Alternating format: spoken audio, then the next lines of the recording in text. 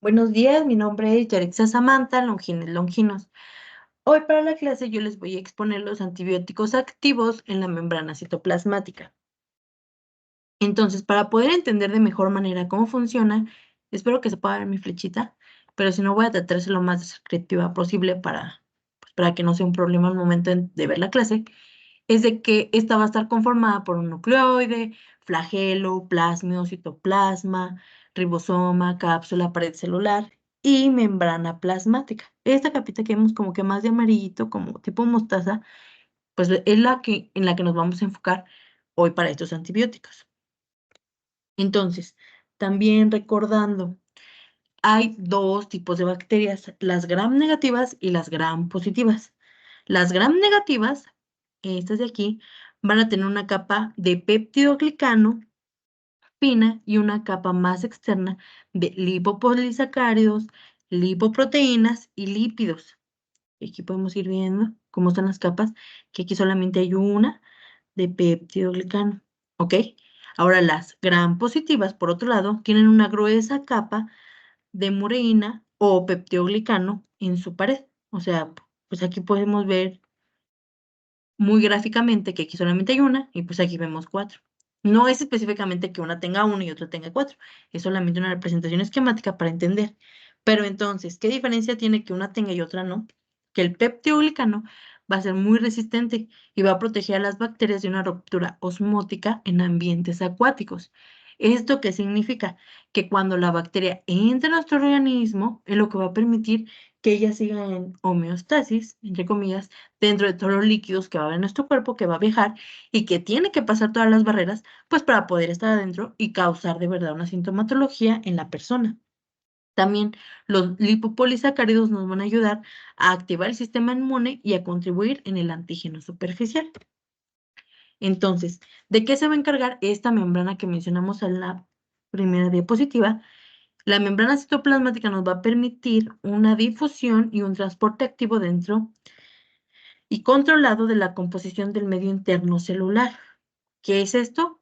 ¿Qué es el proceso de difusión? Pues es lo que primero que tenemos que entender, es el desplazamiento de moléculas de una sustancia de una zona de mayor concentración a otra de menor concentración. Y el transporte activo, por otro lado, se puede decir que es casi lo mismo, solamente que este va a utilizar ATP, por eso es transporte activo.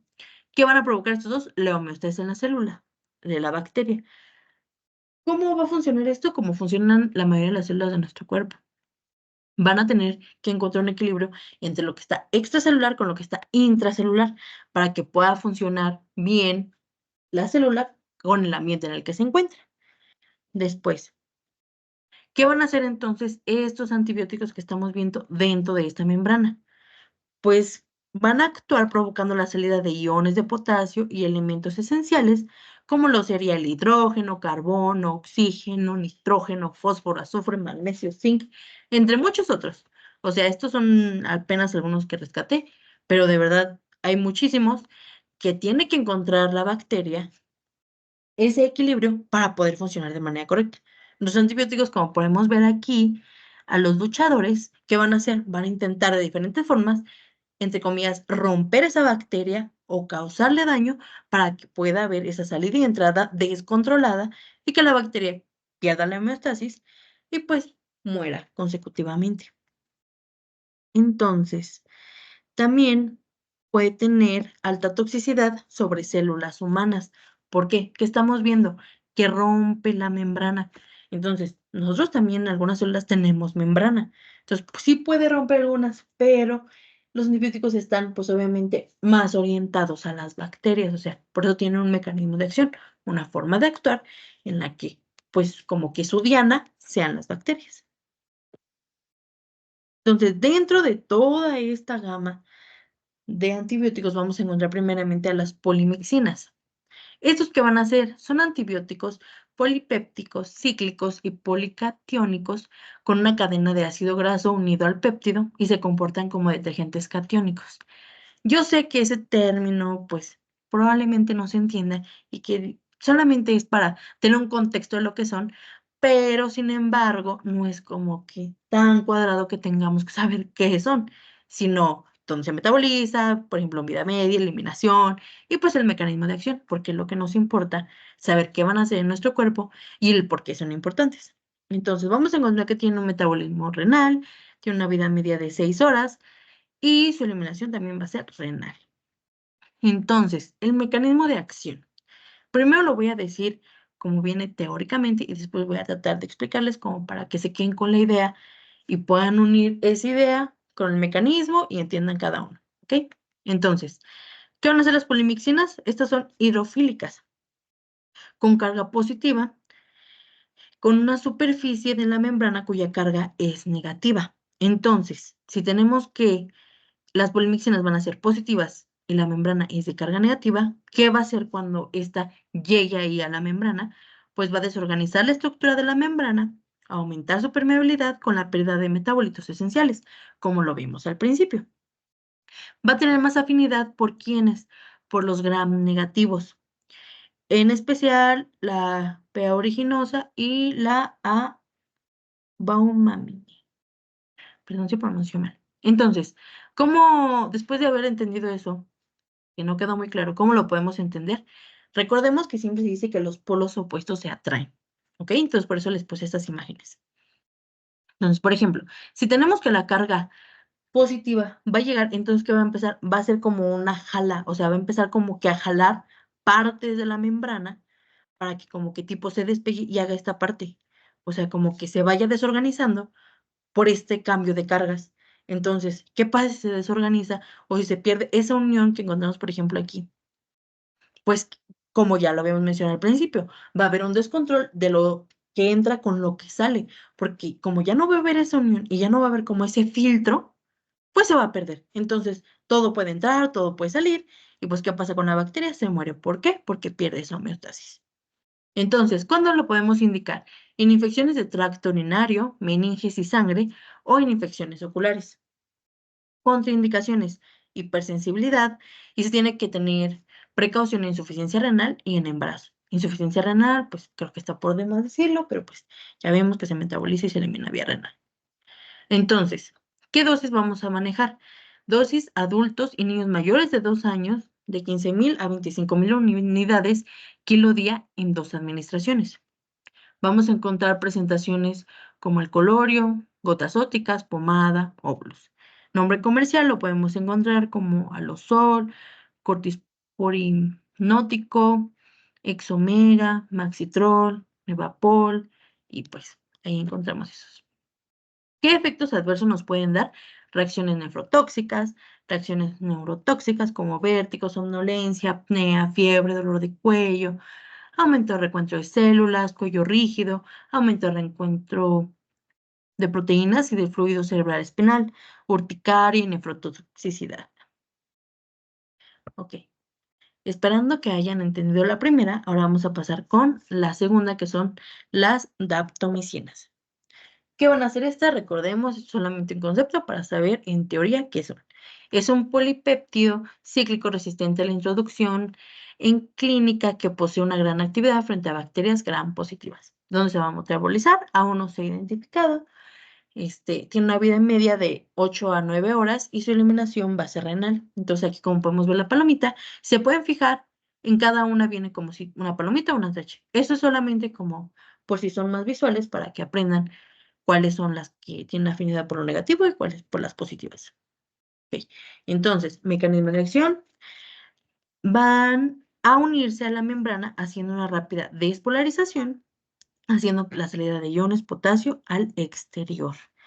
Entonces, otra vez, ¿qué va a pasar? Va a pasar que tenemos nuestra DAP, ¿ok? Entonces, esta, ¿qué hace? Llega, se une aquí a la membrana, dice, a ver, vamos a atacar a ver qué onda. Entonces, va a volver a hacer, es algo también de polaridades. Entonces, vemos que va a también hacer un cambio de polos, haciendo que estos solamente salgan. O sea, va a ser en los canales que hay ese cambio. Entonces, por ejemplo, si el canal es para que entre, se hace un cambio de polarización, va a hacer que las sustancias que están adentro pues salgan. Es como si reseteáramos una computadora. Entonces, se está trabando. Cuando la reseteas, ya, activa. Entonces, es lo mismo. Por ejemplo, llega al DAP, se pega aquí al canal y en vez de que entren, salen. Entonces, al ya no tener ese como es como un esfínter que no podemos controlar. Entonces, empieza a salir todo. Lo tiran entonces, otra vez a que regresamos, ¿qué va a haber? Exacto. Va a perderse la homeostasis. Entonces, pues va a morir la bacteria.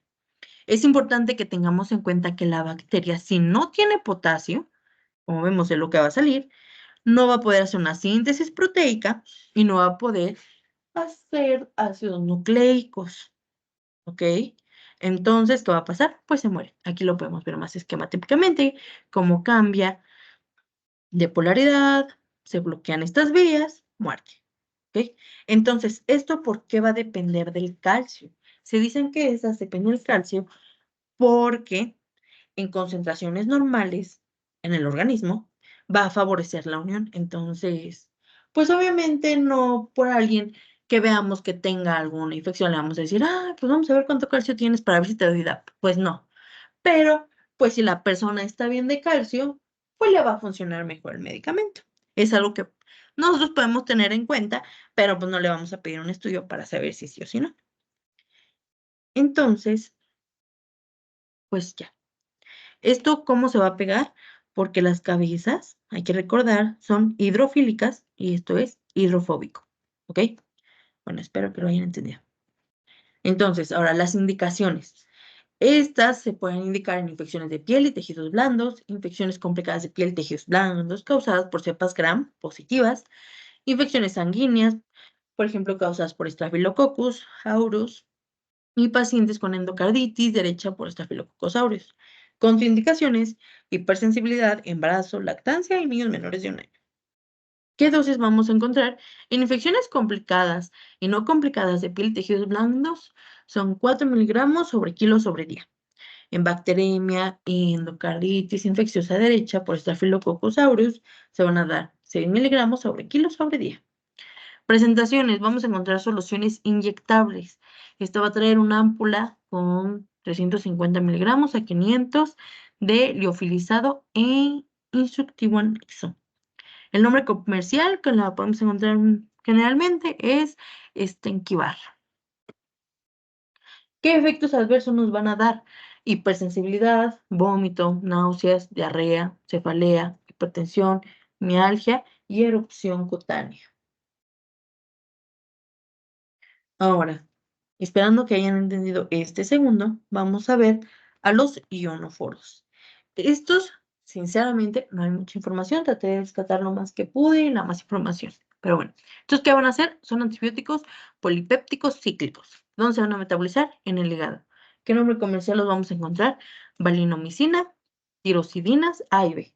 De hecho, en mucha bibliografía, pues dicen que no tienen mucha relevancia en la clínica, pero pues hay que saber que existen y cómo actúan.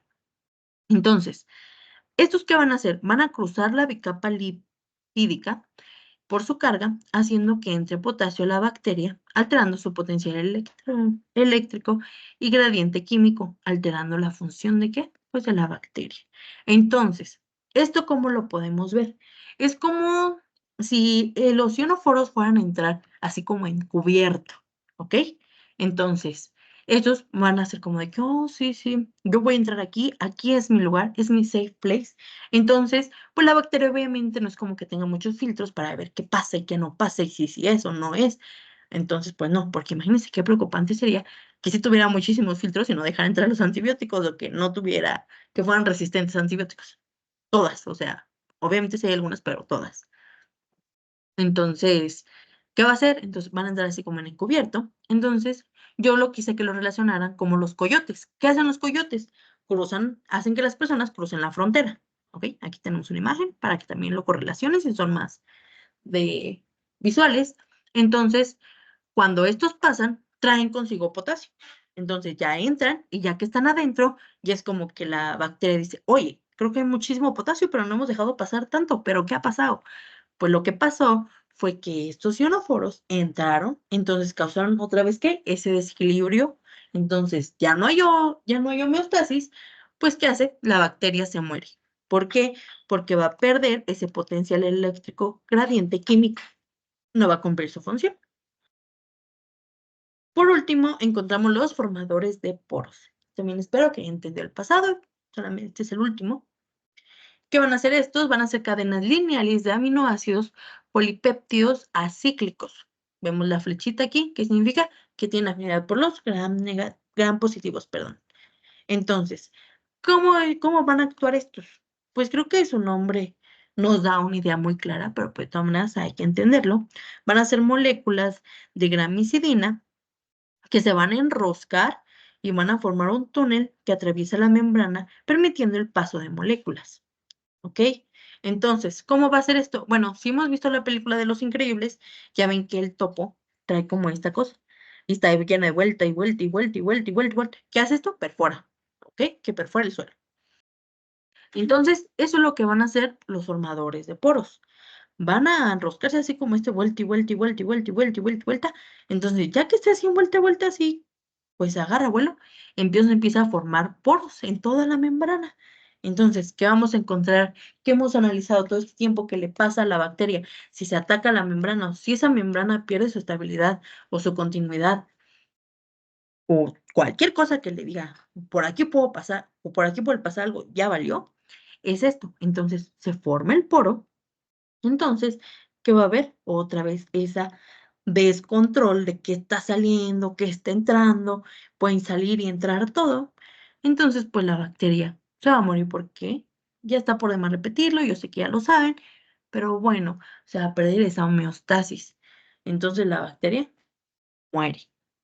Estos, solamente se pueden utilizar clínicamente en formulaciones tópicas. ¿Por qué? Porque estos se van a inactivar cuando estén en contacto con suero o líquidos orgánicos. Entonces, ¿qué se les ocurre en la que la podemos usar? Solamente van a, van a poderse utilizar de forma tópica. Les doy unos segundos. Bueno, ya, porque tenemos más clases. Entonces, ¿qué se puede usar en la conjuntivitis bacteriana, por ejemplo? Y pues eso sería todo. Espero lo hayan entendido, que les iban las referencias, o sea, de las imágenes y todo eso. ¿Ok? Muchas gracias.